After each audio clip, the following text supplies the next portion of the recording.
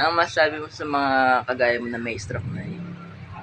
Masasabi ko sa mga kagaya ko na na-stroke ay exercise at iwasan ang mga pagkain na Makakasama sa masama sa kalusugan.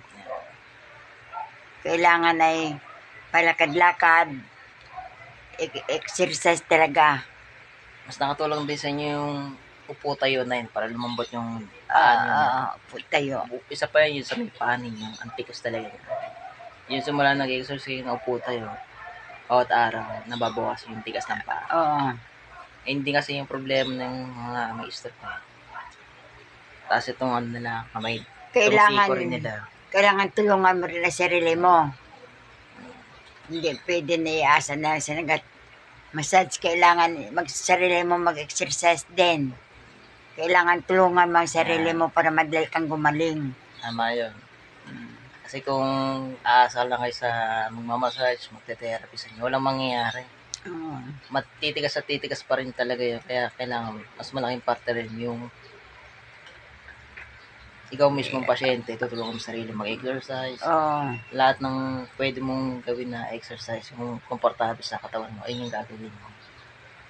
Tsaka mag-ingat lang. Ingat din. Baka mamaya sa sobrang exercise mo, sobrahan naman. Mabagsak ka, matumba. Lalo ma-stroke ka.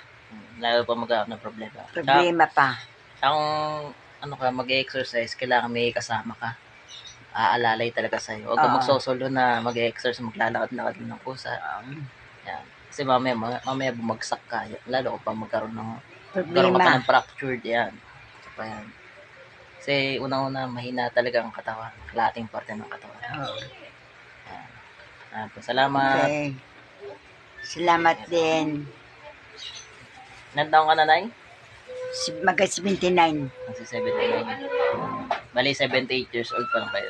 Ito mag-79 ako sa November. Oo. December 8. December 8. Mag-79 na kayo. Sige po. Salamat.